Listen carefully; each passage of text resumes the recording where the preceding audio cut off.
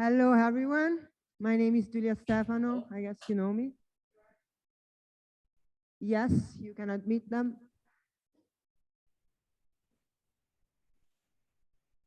Okay. Okay. Hello, everyone. My name is Giulia Stefano. I'm the project officer in charge at the Union of European Federalists. I will leave the floor to UEF President MEP Sandro Gozzi, who I know is very busy with his parliament commitments, and he is going to be our introductory today. Hi, Sandro. Can you hear us? Hello. Yeah. Yes, Okay. yes, I can. Thank you very much. Thank you to you all.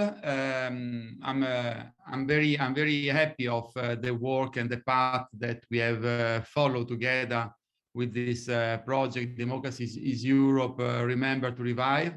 Today we had the final conference, but I had the occasion also to participate to other discussion and other moments. And I think that it has been a very interesting journey through our common history and also through our common challenges today and tomorrow. I will be also very happy to read about the outcomes, also the different contributions which will be presented, collected and presented as a result of this project. I've already explained in another seminar link to Democracy is Europe how difficult it is for me to understand why things didn't turn well for rule of law and fundamental values in several parts of our union. And I always say that I prefer to ask to our fellow European citizens coming, not to mention from Poland, from Hungary, from Slovenia, to explain us why things didn't turn as well as we could hope. The commitment of UEF, however, is very clear. We might not have the right historical explanation of what happened since the fall of the Berlin Wall, but we have a strong political commitment in knowing what we want to see to happen in Europe and which development we want to see also in the very next future. And if you allow me, I would like to dwell more on this. This morning, the General Advocate of the Court of Justice of Luxembourg said that we were right and they were wrong. We were right, the UEF, the member of the parliament, those government in the council who pushed to establish finally a clear link between the respect of the rule of law and the use of the EU budget and funds, what we call conditionality, the link.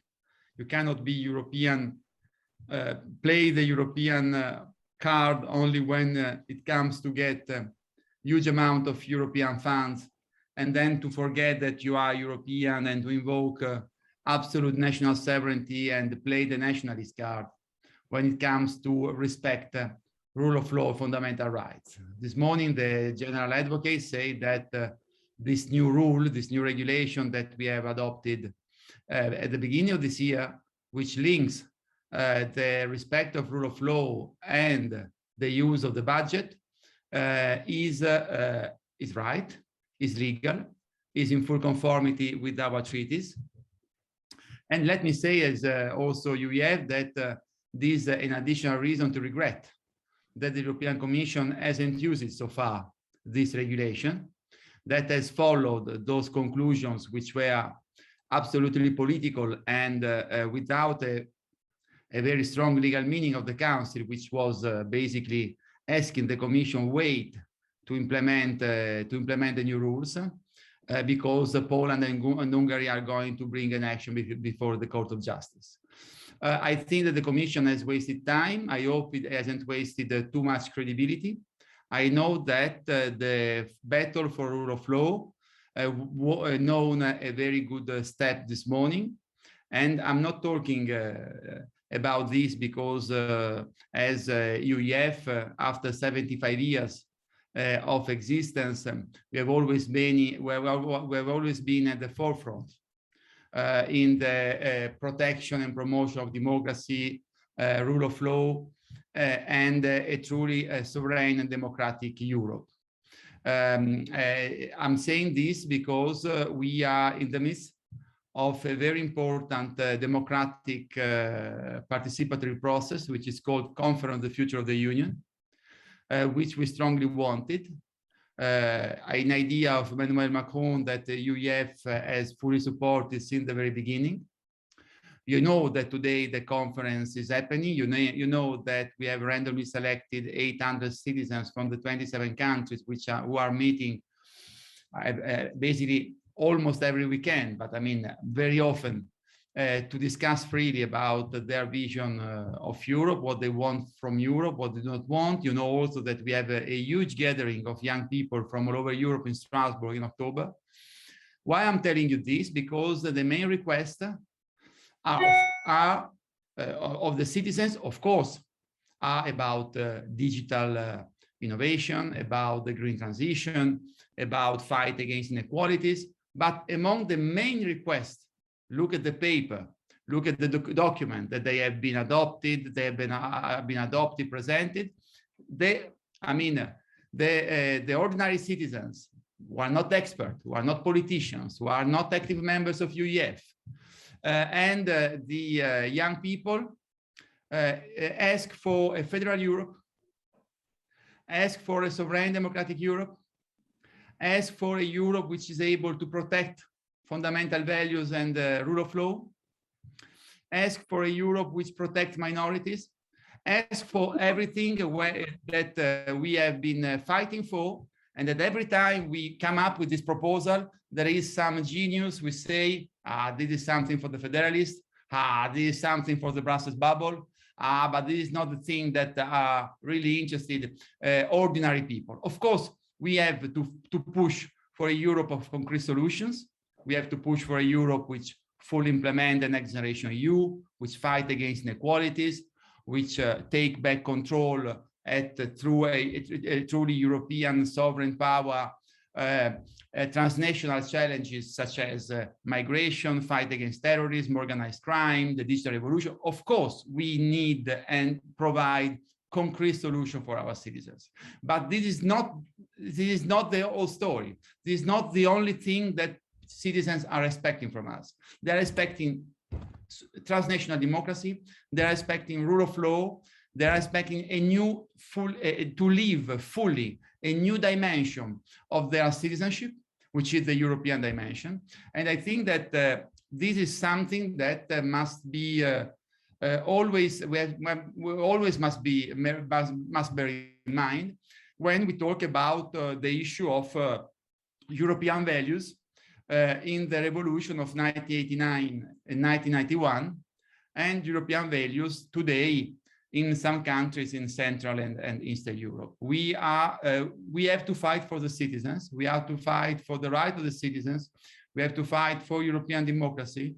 We have to be side by side with the Polish citizens who massively wants to remain in the European Union, with the Hungarian citizens. And we have to have the courage to fight against those, be they government, political parties, whoever violates our fundamental value, which is violates what we are. Because that will be my last point before concluding. Europe is a project of diversity. We come from different countries. We speak different languages. We have different culture, although we have a lot in common in terms of historical and cultural heritage. of course, we defend different political visions, but this diversity has a strong maximum common denominator, not minimum common denominator. And this maximum common denominator is democracy, is fundamental freedoms, is public freedoms, is fight against discrimination, is everything written in that Article 2 of the Treaty of the European Union, which is really our identity card, which is really our ADN. And it is it gives us a mandate to fight for these values all over Europe, reminding to everybody that to become member of the European Union is a democratic choice, is a free choice. Nobody obliges anybody to join the Union. Each people is free to leave the Union. But that when you join the Union, you have joined a union which was already based on those values, and you have taken a political and civic commitment as country, as people, as government, to respect those values. And this is why we have to react when these values are put at stake within the European Union. Last point, and I conclude. There are interesting movements around Europe. For us federalists, the building up of the European Federalist project is not only a monopoly of EU institutions and the European NGO and associations. It is clear for us it's very important to see where the national government wants to go, where the national leader wants to bring their countries within the European context. And this is why I see this occasion to ask to the national section to continue to exercise a strong pressure in favor of our European project towards their respective government. In the last week, we got two very good important steps, in my view, towards our federalist idea of Europe.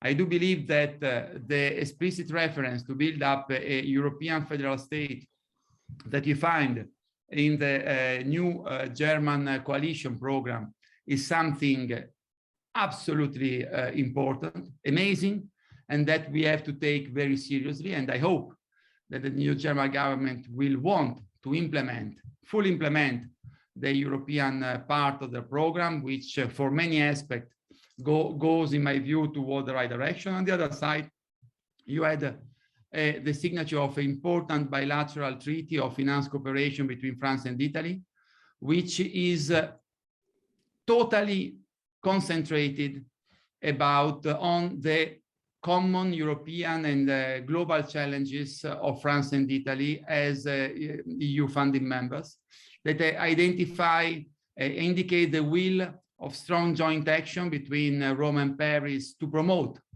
a priority of the European agenda, which we like very much, transnational list, a serious outcome of the Conference of the Future of Union, a reopening the debate on the Eurozone, and many other European common issues. I think that we federalists, we have to also follow and support these developments. And I'm sure that if we manage to see a new dynamic group of peoples and countries which accelerate toward the common objective that are enshrined in the treaty and you fully support, I think that the whole of Europe would benefit from that, and we strongly support this dynamic. So thank you very much. Thank you very much for your presence. Thank you very much for all your efforts. And let's be confident, because the fight is hard, but we are very, very well equipped to face the fight, and I hope to win it. Thank you very much. Thank you, Sandro. So I'm gonna introduce the other speaker in chronological order. I will start from Chris Moss, who is a Europa Union Deutschland Secretary General. And then, can you all hear me?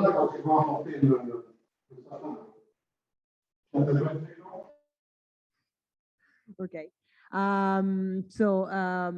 The project started with the event in Germany 1 year ago, I think, precisely.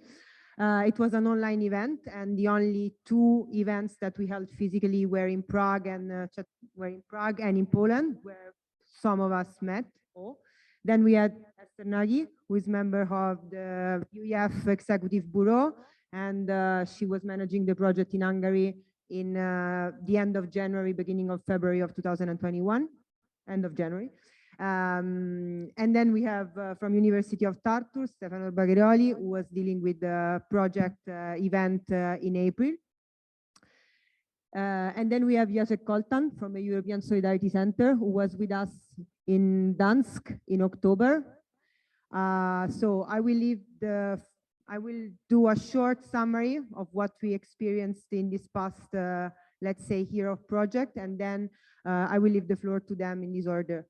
So, as said, 1 year ago, the Union of European Federalists embarked in the Democracies Europe project, which was mainly aiming to analyze and investigate the transition/revolution of the Baltic state and Eastern Central European states after the collapse of the Soviet Union and their transition to democracy.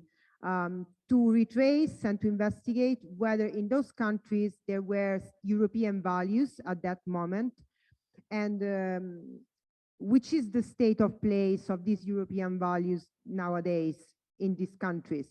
To analyze the fact that in some of them there is a European, a democratic backsliding, and in some of them not, which is the perception of the citizens about the European Union and the support for the European Union of this, from these countries.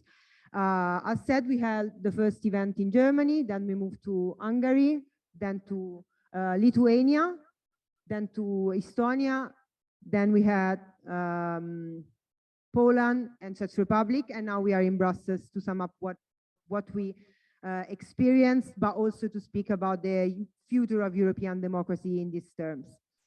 I then will leave the floor to Chris, if he wants to start. Thank you very much for sharing this project with us, for inviting us to join in, and thank you very much, Sandro, for your introduction and the optimism that you share with us. Yes, we are not far from a European moment, which we may all remember, something after 75 years that might come to be really possible now. And I think that next spring will also be very, very important with a view to the elections in the presidential elections in France and the ensuing parliamentary elections, and then there will be the need for the pro-European governments. You mentioned Italy, France, and then Germany now with the new government to take the lead and propel us forward and not just stay where we have been with or where we have been now with the conference, but go beyond and call for a new convention. That's indeed what the new government is promising, that they will use, that they will work for that. However, so talking about the project, we should have, unfortunately, we couldn't do it physically. We should have already had our event the 3rd of October, which is our national holiday because of the unification 1990. So that would have been really nice, also with a view to the subject, to the topic, and that was not possible because of the third wave that was kicking in then, and so we split up this event into 3 online events, consecutive events, which we organized early December, the 1st, 2nd, and 3rd.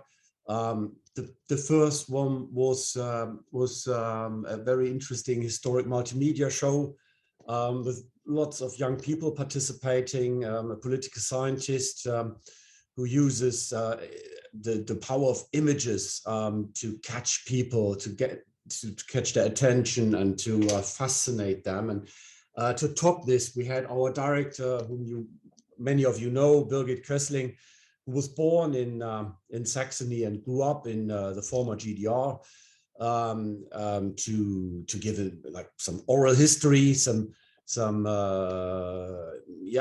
who shared her experience as a young citizen of the GDR, and then the moment when the wall came down, etc., and the transformation process and all that happening. Anyway, so she shared that with the young people, which was very interesting.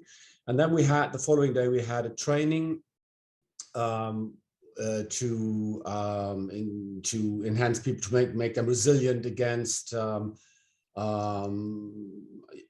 Eurosceptic, right-wing populist, anti-democratic reasoning, and I think that was quite successful too.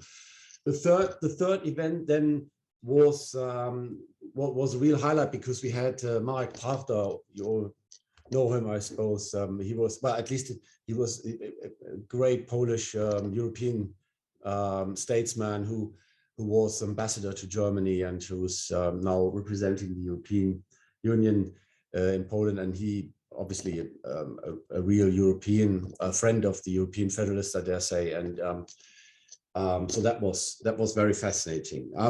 Anyway, and so that was focused around the given subject. We had nearly 200 participants, and mainly young people, as was also required. We were working together with, of course, the Young European Federalists, which was very successful, obviously targeting this group of people. And we were working together with universities and schools, thus, I believe, reaching the goals that were defined in the project outline. So that's my quick report. I'm there to answer any questions or give you some more insight in the debate. Thank you very much, and thank you for inviting us to do this project together. That was a very good experience. Thank you, Chris. Now I will leave the floor to Esther. Thank you, Julia. And I would like to join Chris in congratulating for the idea of this project, actually, because what turned out in Hungary that it is really a point of reference, what happened 30 years ago at the system change. And so we had two events, two panel discussions. Obviously, it was online. It was even planned online. After the German event, it was no question in the middle of the third wave that we could do it offline. So the two panels were, the first one was focusing on oral history. And I tried to invite three panelists who have all three different perspectives on the events. So one of them was Miklós Haraszti, who is a former politician, who was a liberal politician at that time, so around the system change, who participated in the opposition roundtable talks. So he was in the making of politics at that time. Another person was Eva Judit Kovács, who is a sociologue and a social memory researcher. So she actively researched how people remembered this period. And the third one, I managed to get Nick Thorpe, who was the BBC, who is still the BBC correspondent in Budapest. Actually, he moved to Budapest in 1986. So he lived through this period. He has a Hungarian wife, and he actually experienced everything with the foreigner's eye. So it was a very interesting debate and a very interesting discussion, and from three different perspectives. What came out as a conclusion from the first panel is that there was a little bit a missed moment, but that was a euphoric atmosphere. Hungarian people thought that Europe is democracy. So for us, the transition from socialism to democracy meant immediately that we had a one-way street in the direction of the European Union, where people thought they all belong. And now, in the midst of the fourth wave, it's again an issue that for Hungarians, it was the most important thing to be able to travel, because we had limitations. So before 90, we couldn't travel to the West. And that's why there was one memory came up that there were Hungarians queuing up to go over to Vienna when the borders were opened to go to Mariahilferstrasse, and they came back with the fridges and all kinds of goods that they couldn't buy in the Hungarian market because of the socialist economy that didn't allow that. And also Nick Thorpe had a great story that their first child was born in 90, and this child was born at home, which was not possible beforehand. So that was kind of living the freedom that came after the system change that he also could experience. And he also shared an interesting story that how he saw the Hungarians, that they were very self-conscious at that time. He remembered one girl who had a badge with the writing, "Kiss me, I'm Hungarian," because everybody was so proud of being Hungarian, and we thought that now a new era has begun for us, and anything is possible. So that was basically the experience. But obviously, even at the first event, the downside also appeared. Miklos Haraszti put it in a way that the legislative procedure, the constitution was not finalized. There were some mistakes committed with the new administration. The new parliament couldn't decide about things for the long term. So the constitution was fragile, was not renewed totally. Also, Nick Thorpe mentioned that it was an unfinished revolution, that people had high hopes, but there were not those fundamental changes did not happen in the society that would have been necessary. And finally, also Nick Kovács Éva Judit talked about the division in the society, and also the fragmentation of the society that remained with us. Second panel was about what happened 30 years later, and you all know that Hungary is a showcase of democratic backsliding.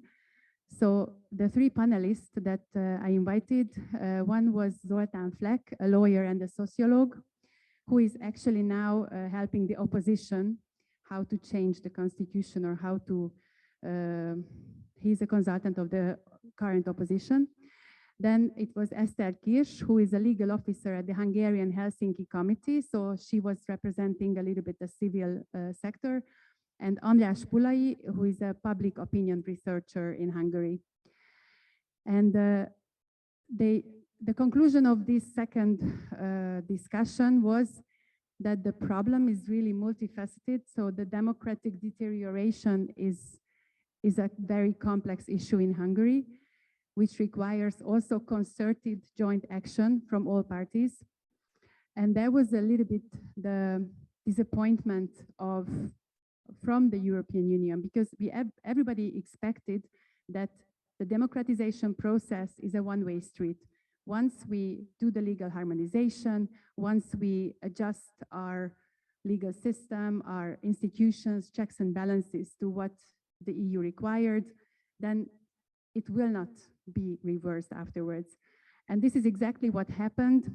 And the lawyer panelist, he also underlined that there is an inefficiency that we experienced also inefficiency on behalf of the EU to be able to stop, or at least to break this, to somehow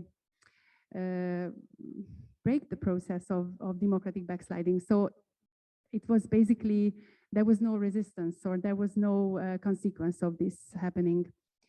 But on the plus side, the public opinion researcher confirmed that in spite of all the anti-EU propaganda that our government has been doing in the past 12 years, Hungarian people still are very favorable to the EU. They see Hungary's place in the European Union. And what I would like to underline, that they made a research, a public opinion poll, when there were the discussions about the framework budget, the EU budget. And you must remember that there was this threatening with the veto on behalf of Orbán because of the rule of law mechanism that also Sandro mentioned in his introduction, that now the decision from the European Court of Justice came. And the two-thirds majority of the Hungarian citizens also supported the conditionality, the rule of law conditionality to the budget. And this is really important because what I see from EU institutions, they say that they fear that they don't want to take away, let's say, the money from Hungary, but Hungarian people see that this is a good thing to have the rule of law conditionality and this to apply this rule of law mechanism.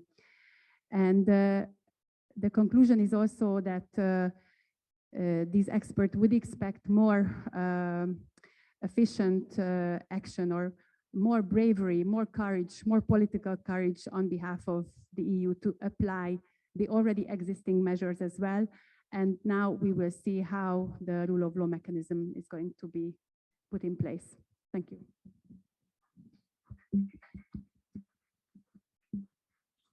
Thank you, Esther. Now we leave the floor to Stefano Braghiroli, yes, who is the representative of the University of Tartu and who managed the project event there. No, don't worry.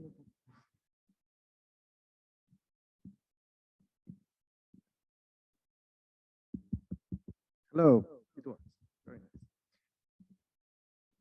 Yes. Again, as everyone else that spoke before me, I really want to thank you for, again, being part of this project. It has been really a nice pleasure for all of us to contribute to this, and we have learned quite a lot. And again, in these like 15 minutes, I will maybe cover three things. First of all, a bit the context we come from. The other one, how the event was framed and took place, and then basically what came out of the discussion. So this is us. This is Tartu, and that's our university. In fact, again, I will start by talking a little bit about the context, just again to understand how many layers Tartu somehow summarizes in terms of being somehow a multi-layered cake of cultures and of identities that I think very well match in this project. Again, just our university, University of Tartu, was established in 1632. It was established by a Swedish king. We can call it the second oldest Swedish university. After becoming part of the Russian Empire, it was in fact the only German language university of the Russian Empire. And in fact, yesterday, 102 years ago, it became the Estonian National University.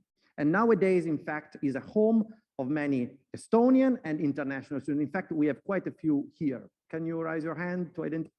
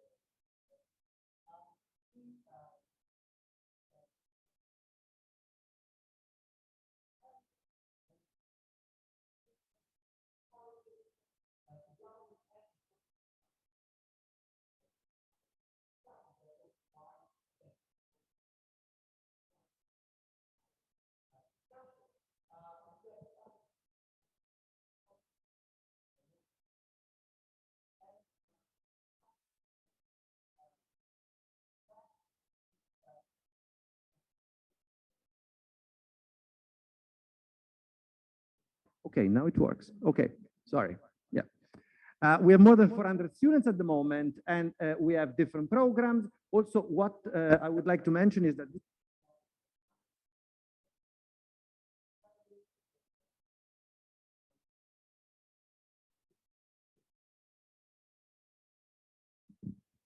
we have contributed with Schumann 2.0, and again, we have some new projects already in the loop.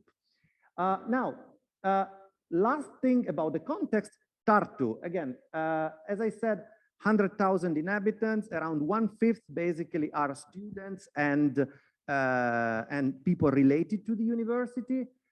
It has been somehow a meeting point of peoples and nations since, in fact, its creation. It's the second largest city of Estonia. And in fact, one good point for hosting this project is that in 2024, Tartu will become European Capital of Culture. And in fact, the reason, the key focus of that will be art of survival, again, to describe the struggle that the city has gone through during, again, its centuries of existence. Again, a few numbers about the local event in Tartu. We had like, the event stretched through 2 days. We had, in fact, 81 participants. Just a question, where is the camera? Where do I have to see? There, okay. Right. Okay. Okay, now it's clear. 81 participants, and in fact, we had 8 speakers that somehow accompanied our discussion. 2 people took care of the organization of the local event. One was me, the other one is Anna that is there. And we had the 3 support staff that helped us again with the discussion and with the with the work. And again, during the second day, we focused on the student discussion, on proposing ideas and developing somehow concrete proposals now to advance the idea of European integration. I think that we can pride ourselves for having been the most diverse in terms of nationalities project. Clearly, Europe was at the center of our discussion.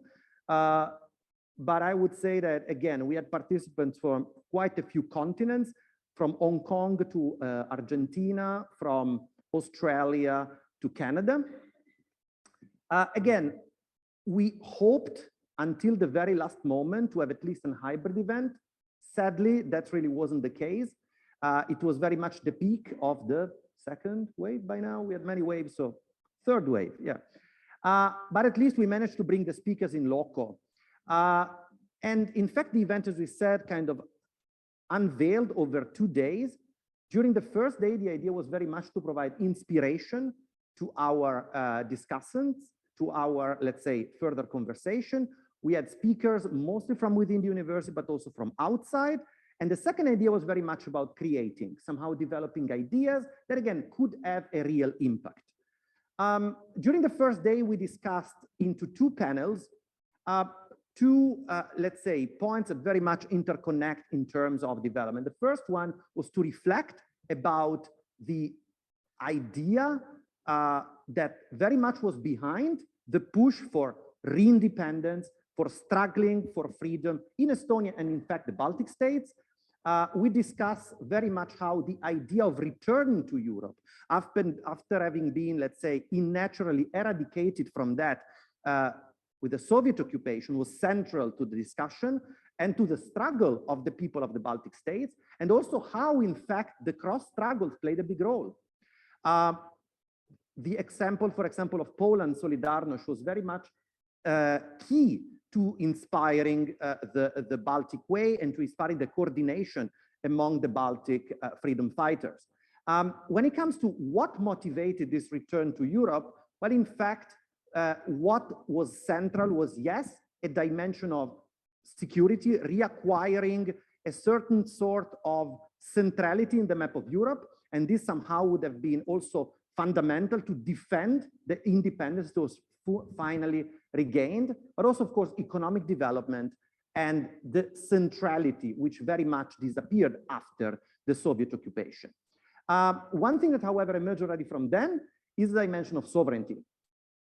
Our speaker somehow highlighted that while, let's say, when we think of the founding members of the European communities, well, somehow sharing sovereignty was something natural.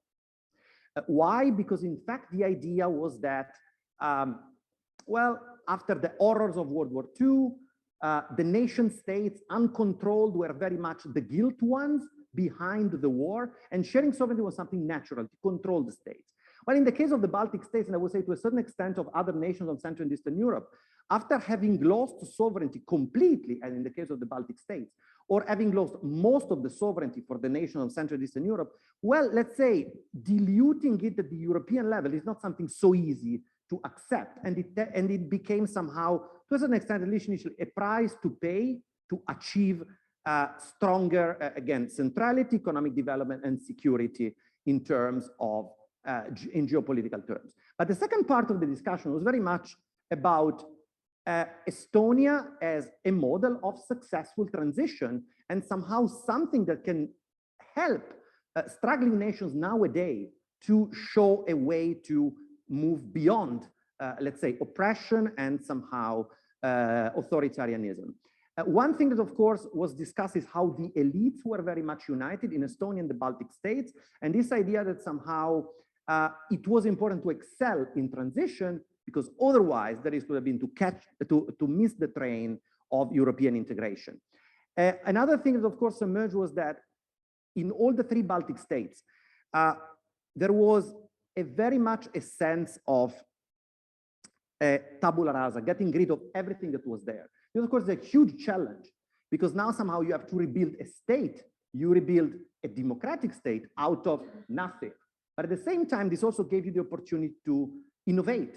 You are not really very much bounded from the past, but you can somehow focus on the future. And what we have seen in the recent years is that, again, this example of transition and this example somehow of creative ideas has inspired a few countries, is the Eastern Partnership. I can think of Georgia after, again, the Russian aggression in 2008, and again, following the transition, Ukraine, again, nowadays, Belarus, but also, again, Hong Kong. There was a replica of the Baltic Way recently in Hong Kong, following, again, the pushback of the Chinese regime. Here are some of the pictures of our, in fact, in loco discussion, but with no participants from here was a warm welcome from the Federalists, and here again was a warm welcome from the organizer of European Capital of Culture Tartu 2024. During the second day, we had 4 working groups of students that discussed how Estonia's experience and struggle for freedom could contribute to shape today's Europe and in fact tomorrow's Europe. The idea of a singing revolution that wasn't violent, wasn't in fact muscular, but was so powerful in terms of inspiring the transition in the country and beyond. And also in fact, how Europe can keep inspiring freedom, democracy, and positive change. Here are some of the pictures during this contribution, the presentations that we had, and so on and so forth. And here, in fact, is the declaration, the winning one that was chosen by the participant who was submitting to the conference on the future of Europe. We concluded the event with a keynote speech of the former president of Estonia, Thomas Hendrik Kilves, who very much had quite a clear perspective on what it meant to joining the European Union. He was foreign minister at the time in which Estonia joined the European Union, member of the European Parliament, and also again, after that, he became president of Estonia. One thing that we would like to highlight, and that was, I think, can also be part of our conversation, is to what extent after, in fact, more than, well, actually almost 20 years after having joined the European Union, still there is a sense that the countries of Central and Eastern Europe and the Baltic states are still new member states. There is still this idea, you know, that somehow we have something to prove, that somehow, you know, we are still referred as a sort of emerging Europe, still lessons to learn. Why is that the case? And somehow, how can this be overcome? This was very much one of the focus of the discussion. And I think, in fact, that with this, again, I conclude when it comes to the Tartu experience. And again, thanks a lot, or as in Estonia it said, suur aitäh.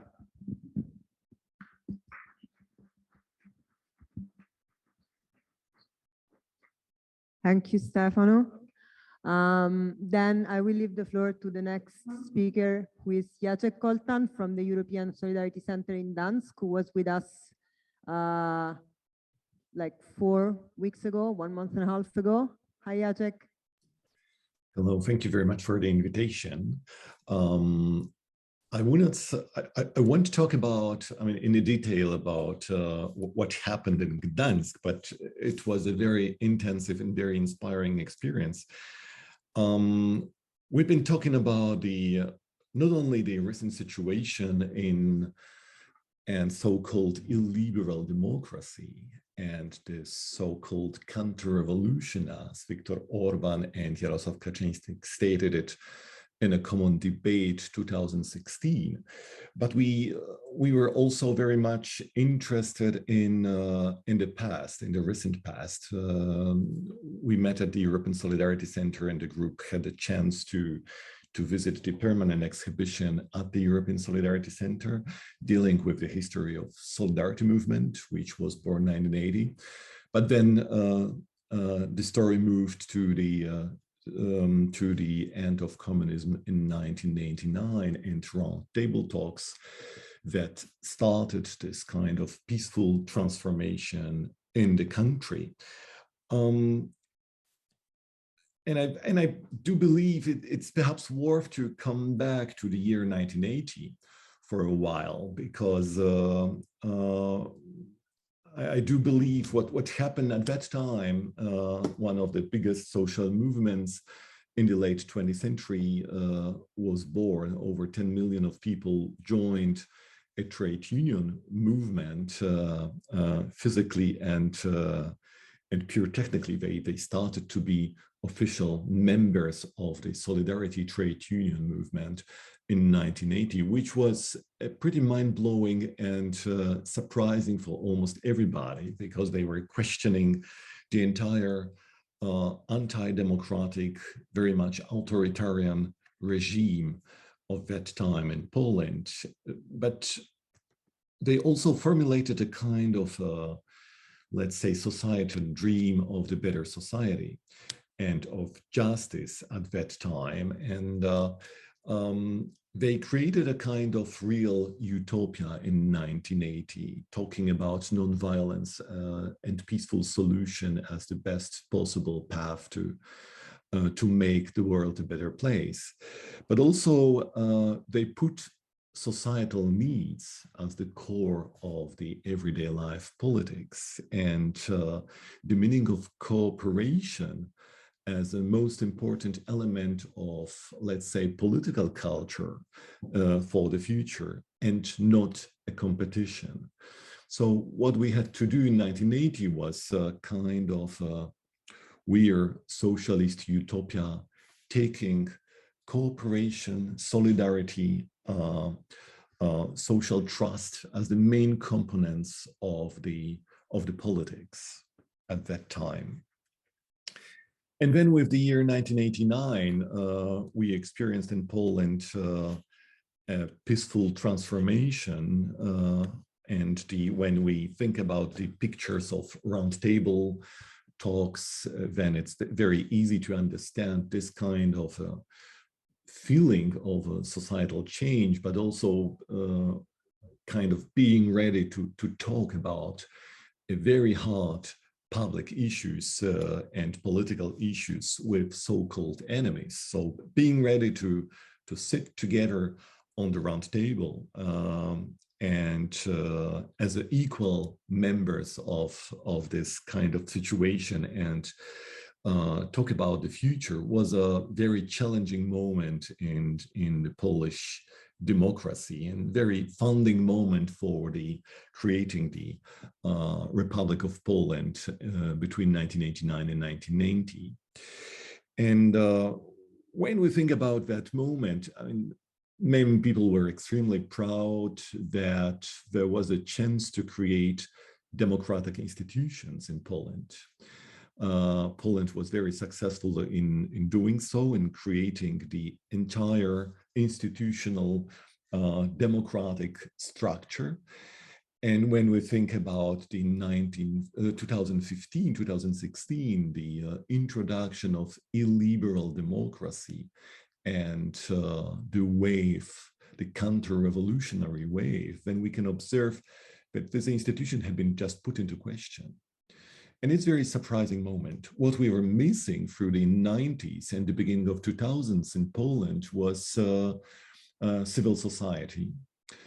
1989 and the confrontation with a very neoliberal form of capitalism led to a very strong individualization within the society. So I do believe that the dramatic change that people experienced at that time was that the politics of cooperation, trust, was gone. And it was very hard for the entire society to learn the rules of let's say, neoliberal world order at that time.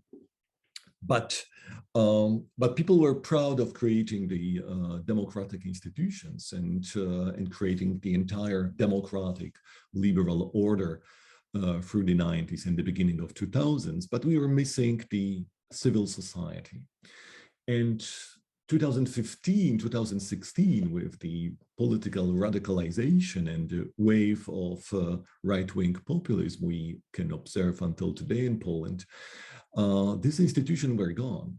But what appeared on the streets of big cities, but also smaller towns in Poland, was a huge wave of very different mobilizations against the illiberal introduction of illiberal politics.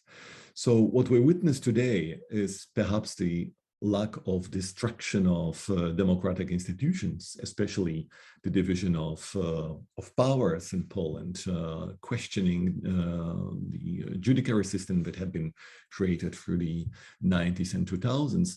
But interesting thing is, we can observe a huge wave of mobilizations of people against many laws that have been introduced in the recent years in Poland. And it's fascinating because, you know, when you read newspapers or you hear the news on the TV, then in the public media, on the internet, then you have the feeling we are talking about the illiberal state, because the only focus is the focus on the central government.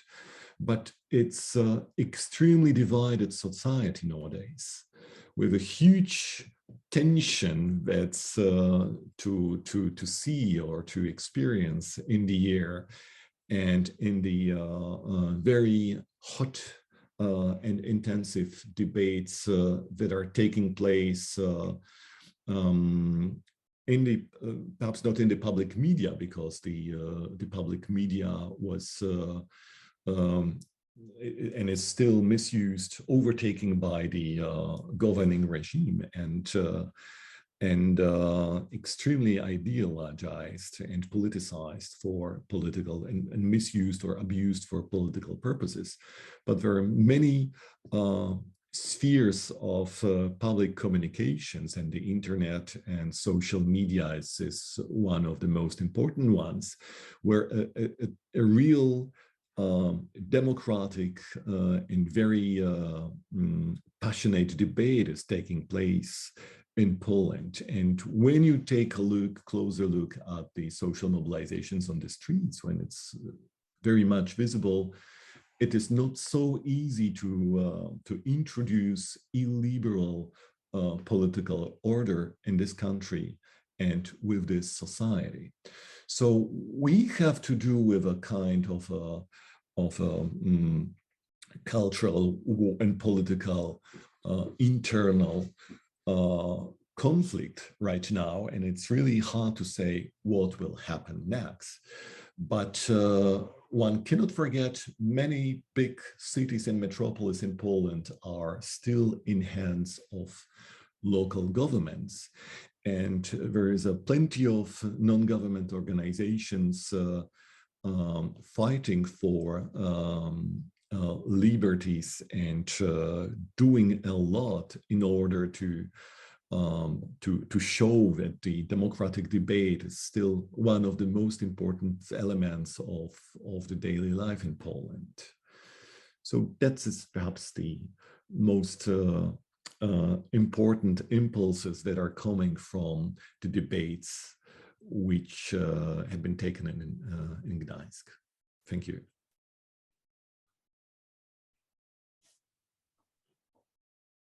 Thank you, Jacek. Now, if I have to sum up what I've learned through this journey, it's that, first of all, there are different kinds of revolutions that can be transitional, progressive, velvet, or singing, like the one in the Baltic state, that there were European values behind them, but European values which were not aiming at the accession at the time, but European values that can be considered as European per se, like freedom, equality, social development, economic development, freedom of movement, and then that at this very moment, we can speak about democratic backsliding in some of the countries, but European support from the people is still high, I would say almost everywhere. That even in the country that are not, that apparently are experiencing a democratic backsliding or are not experiencing that, we can see it from different point of views, meaning that it's always, there is always a potential threat to it. And then there is a big division between what happened in the capitals and what happened in the countryside or in the more remote areas of the countries. I don't know whether, I mean, the speakers want to comment on what are my, let's say, thought about it.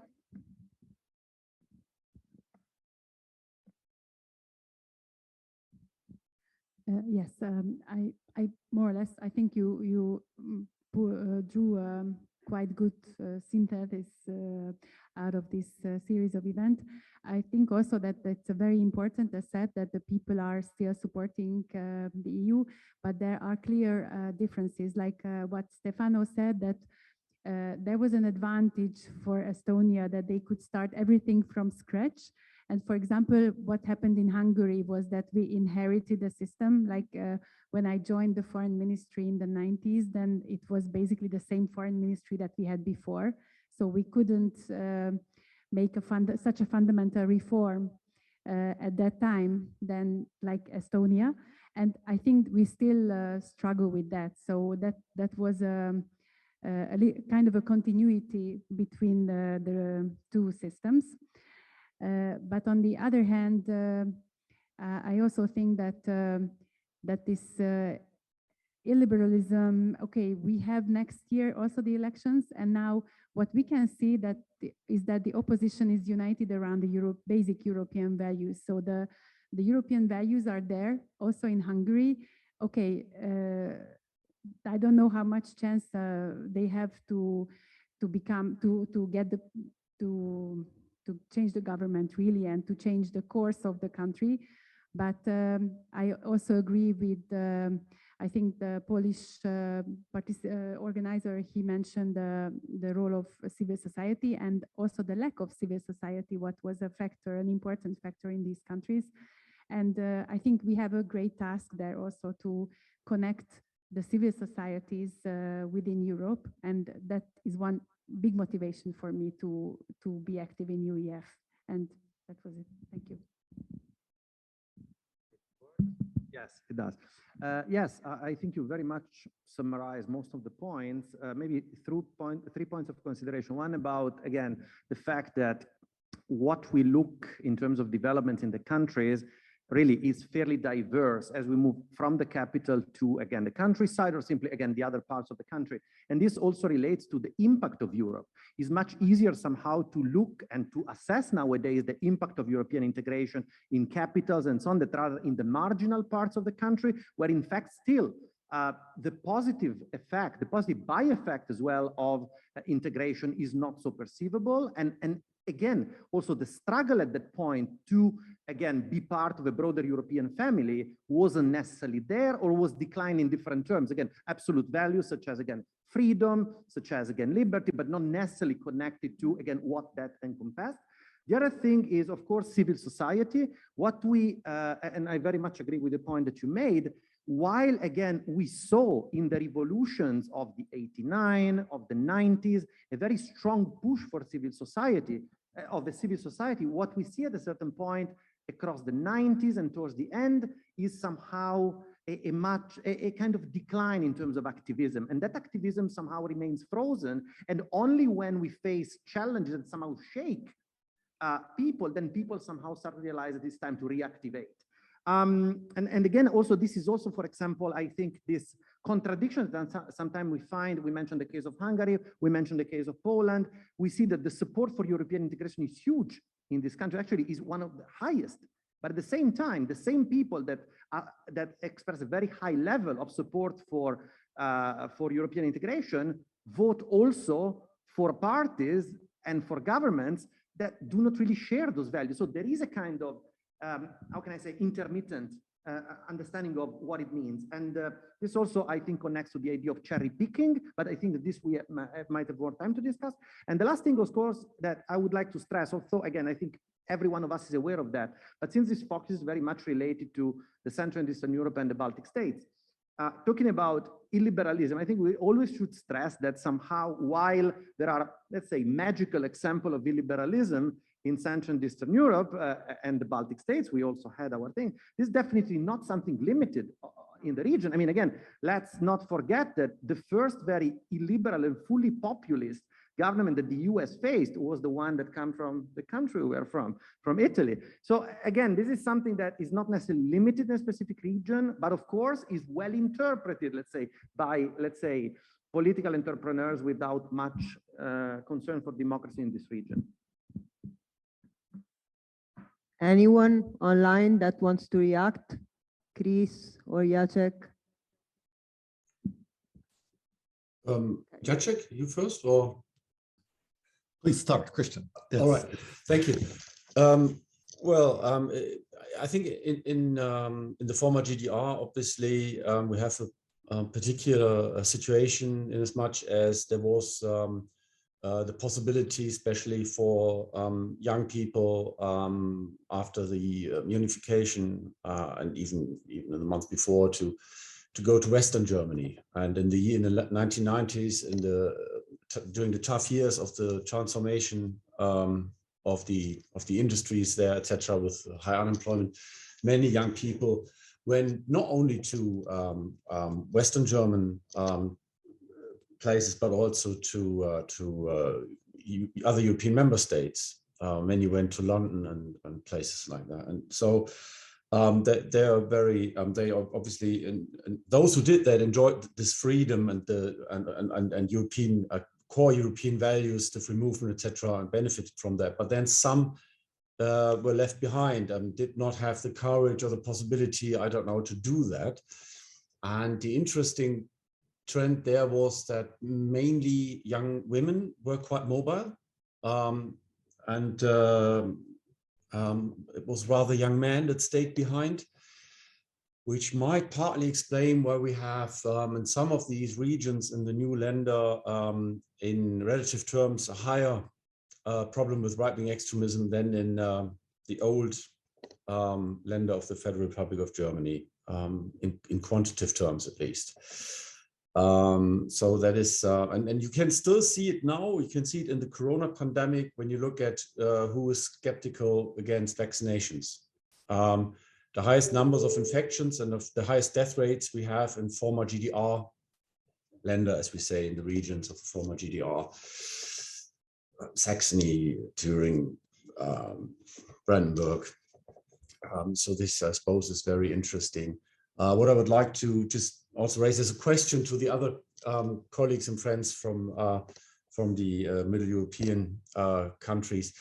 I had the impression at the time when I was a young man observing it all that for at least for the political elites in Poland and Hungary, it was more important to be integrated into NATO and well, under the umbrella of the Pax Americana, then to become a European Union member state.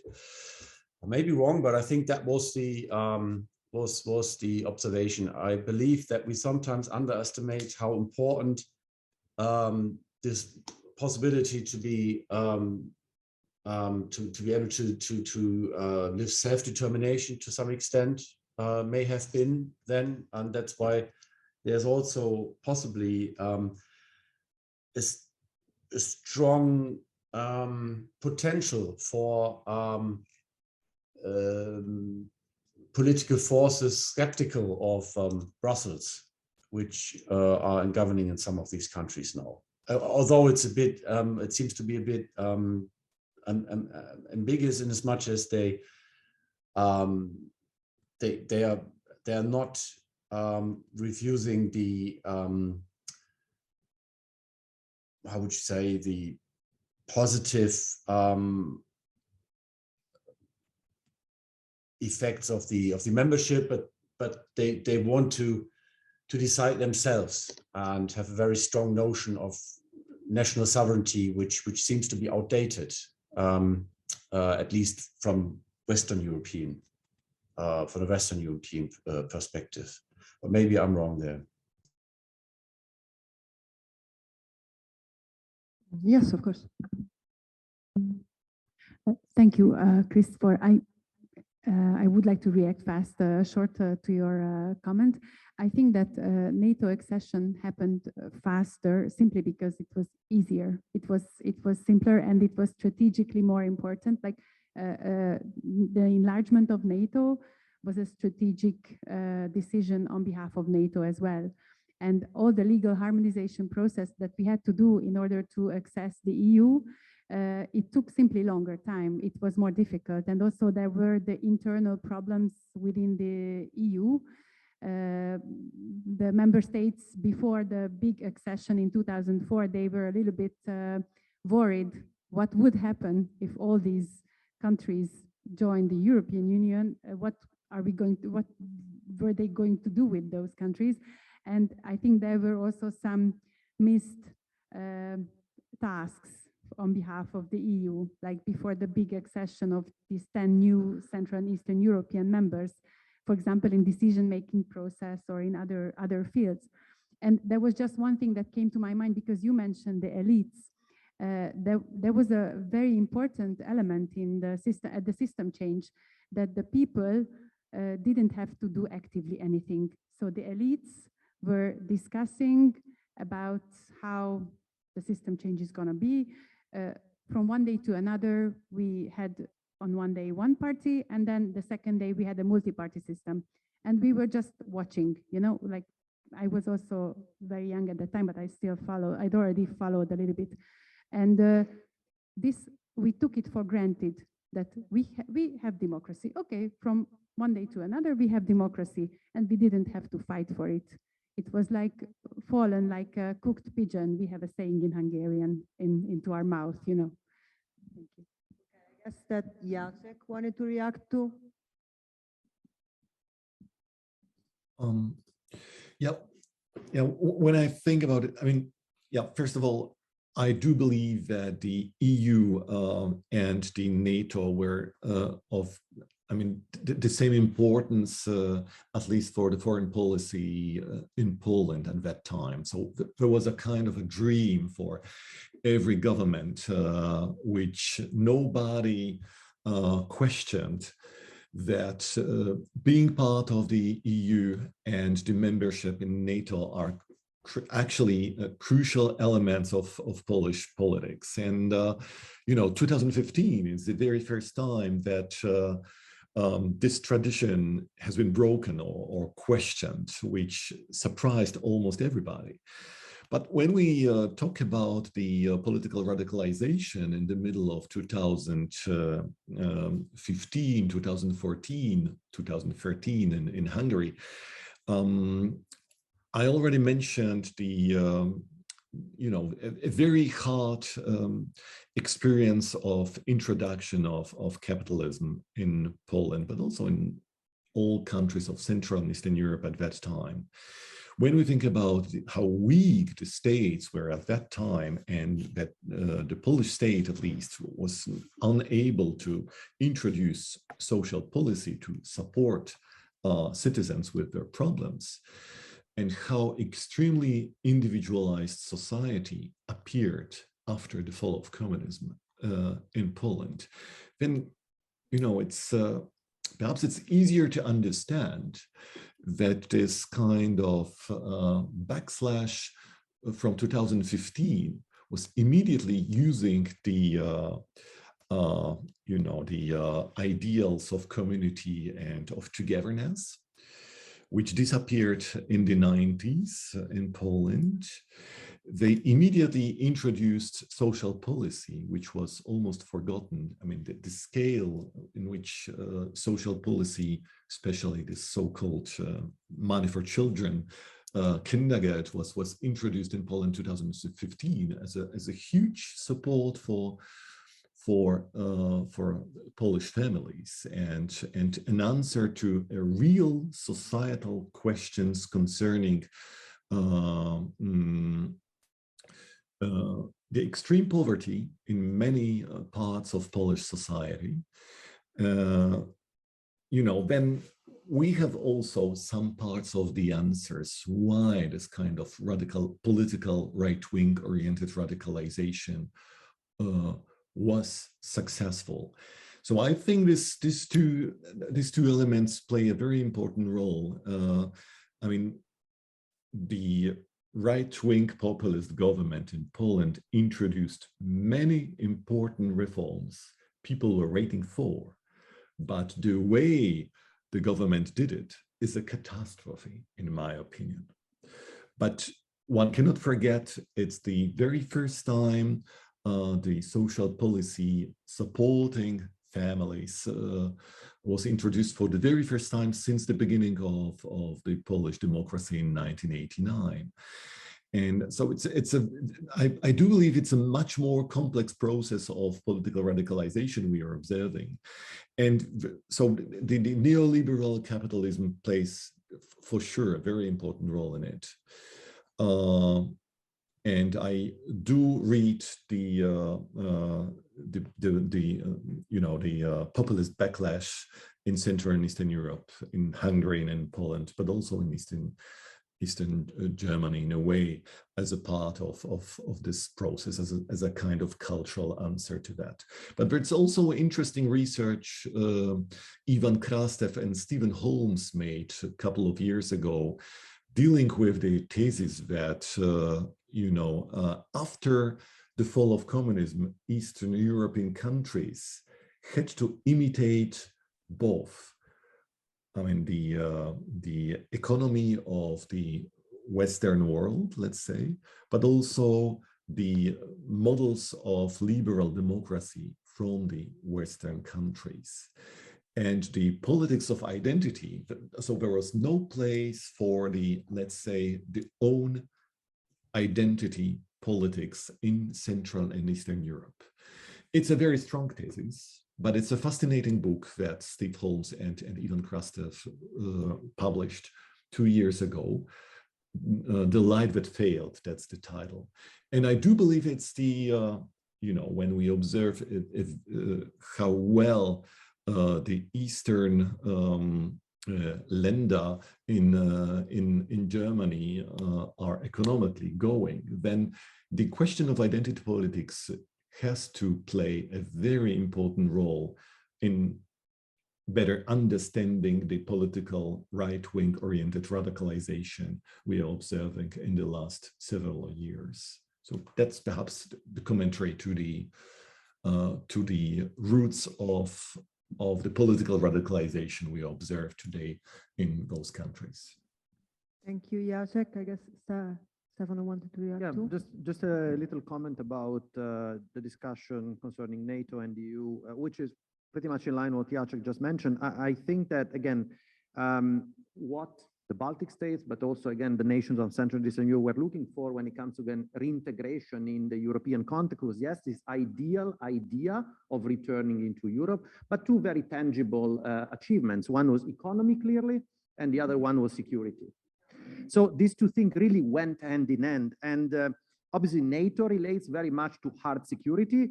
EU itself relates to soft security, but is not really a provider of security itself. And of course, on the other hand, is vector of economic development. Together, EU membership and NATO membership guaranteed what? Centrality. And in a way, especially for countries like the Baltic states, not being central in the map of Europe was one of the main reasons why they could be basically eaten by Stalin and then incorporated into the Soviet Union. So for these countries to become central again was fundamental. And I would say that, again, this is one part of the story, and that's why, again, European integration and transatlantic integration were very much put in the same narrative. There wasn't even much difference between one and the other in terms of functional discourse. But the other thing is, again, about this idea of sovereignty. Again, I don't think that nowadays, for example, looking at what happens at the border with Ukraine, in fact, even in proper Ukraine occupied, we can talk about, let's say, that somehow having concerns about sovereignty is something that is a bit updated. Somehow I think that, it's something that it's very much touching our lives nowadays. But I think that at the same time, countries that have lost sovereignty, again, in the case of the Baltic states, from the 40s to 1990, they were not on the map. They disappeared from the map of Europe. And when they regained independence, they had to rebuild their states. So clearly, in a sense, it takes time intellectually, politically, and in terms of institutions to kind of then be able to say, okay, we regained our sovereignty, and now we need to try to find a way to balance, again, how shared sovereignty is important, but also, again, guarantee our independence for the future. I mean, it's obvious that countries that have just regained their independence somehow tend to be a bit more jealous about, let's say, sharing sovereignty. But I believe at the same time that after having been members for almost 20 years, I mean, these countries have also understood that there can be a balance between being a nation state and at the same time sharing sovereignty for the common European good. Thank you, Stefano. So I have a couple of questions, but I would like to see whether from the audience we have some before, both online and in presence. So if someone has a question, please raise your hand. Okay, no one. Ah, no, you, Rauno.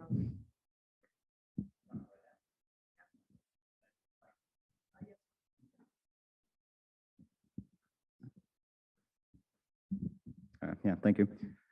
My question is about Hungary. As you say, the Hungarian youth are very pro-European, and yet they still vote for Orban. Why is that?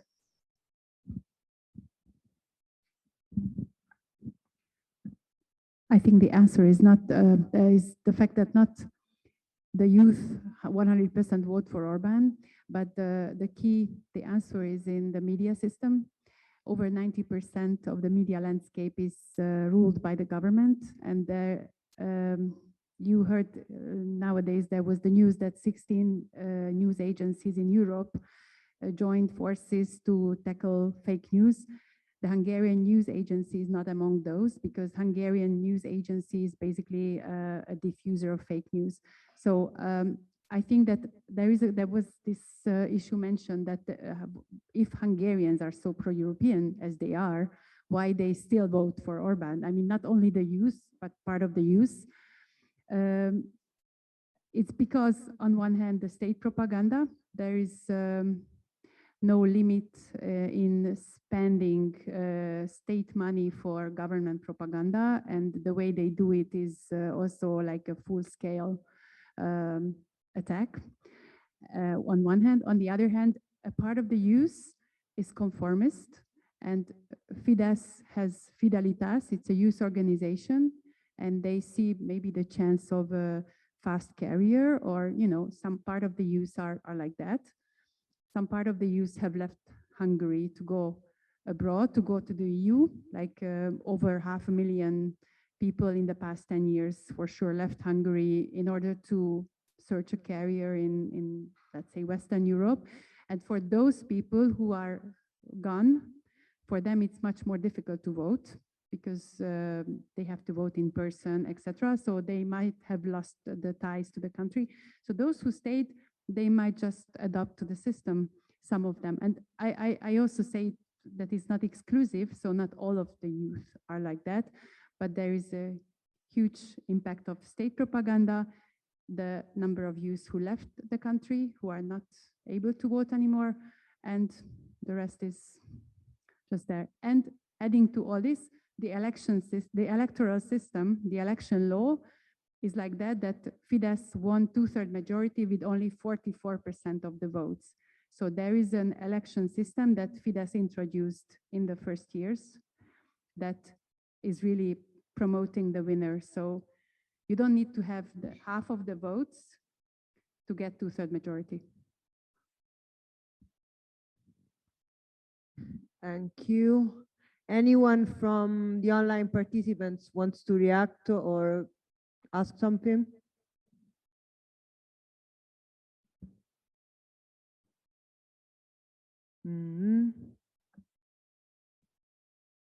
No one, Mariano? Okay, then I have a question. What are the main challenges civil society is facing right now in the different countries, I would say, of the region, from the Baltic to East Central Europe, regardless of them being put in place by the government or generally like coming from at the grassroots level, let's say? Any one of you who wants to react? I mean, it's for everyone. Okay, well, I think that, of course, when we mention nowadays, of course, the first thing that really challenges the society is the insecurity that relates to the situation that we are all living. But I think that this, again, sense of insecurity very much, let's say, strengthen issues that were already there. So, for example, I would say that in the context of the Baltic states, I would say probably in the broader context of Central and Eastern Europe, one aspect that clearly, for example, the pandemic has increased is this dimension of social inequality, which clearly somehow have repercussions in terms of disaffection towards the political elite, disaffection often towards liberal democracy, and of course, attached to that disaffection with European integration and what it embodies. I would even say that, again, this combined with the state of insecurity also makes citizens more prone to say, okay, in order to get my little pinch of extra security, safe feeling, I'm ready to give away more freedom. So in a way, this, which was already present in societies in normal times, has been very much somehow strengthened by the uncertainty of the pandemic. One last thing that I think relates also to what we were discussing before, is that I think that, and this relates more to the process of European integration and all the goods and also sometimes what we don't like of the process of European integration. I think that many citizens, not only in Central and Eastern Europe or the Baltic states, believe that somehow it's possible to cherry pick. So you enjoy all the benefits of European integration. So again, travel without visa, with open borders, again, going to a third country and work without any extra requirement from the citizens, and so on and so forth. But then at the same time, saying no to what you don't like. So again, that can be the refugee quotas, that can be growing multiculturalism, that can be even rule of law in certain other contexts. And I think that also relates to another thing, which sadly is very much part of the human nature. We have short memory. And again, I think that this has to do both with the youth and with, again, people that are a bit more senior.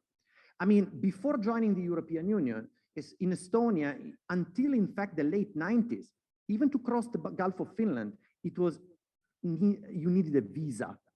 Even somehow, again, to take a flight, you couldn't just simply book it and so on and so forth and go. So all these things that somehow now we take for granted are stuff that very much weren't there.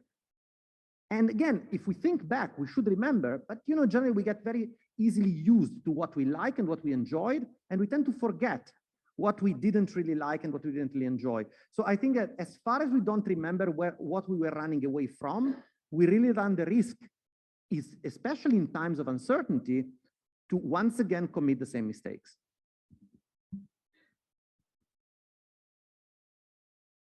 that there are three elements of the civil society. So it's initially less developed because during the socialist times, it was absolutely not favored, or people were not mobilized, to say it nicely.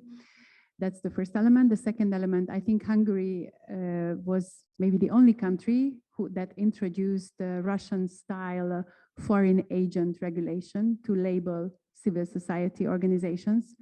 And especially during the migration crisis, they really stopped, didn't allow civil society organizations even to help the asylum seekers. And the last point is that, for example, there is a Norwegian fund. I don't know whether you've heard about the Norwegian fund that Norway is giving us an amount. I can say it in Hungarian forints. Most probably you cannot calculate it in euros, but it was like 70 billion Hungarian forints. And the government didn't make an agreement with Norway because 10% of this should have been distributed independently from the government. So they denied 70 billion forints Norwegian fund just to stop that there should be a little amount of this distributed for the civil society by themselves, because there was an open tender beforehand that one civil society organization would be in charge of distributing 1/10 of this huge amount. So that means that they are absolutely after the civil organizations. And on the other hand, there are a few civil organizations who are supported by the government, who are government-friendly civil organizations who get a lot of money from the government, like state money, and they organize marches in favor of the government, supported financially by the government. So that's the setting in Hungary. So that's how you have to operate. Okay, thank you, Esther. Anything from the audience? It's 3:30, so we can, let me check it. Okay, we can go for the coffee break if there are no questions. And I would recommend the people online to use the same link for the next session. So we are just gonna be away for half an hour and we are gonna come back around, let's say, for technicality.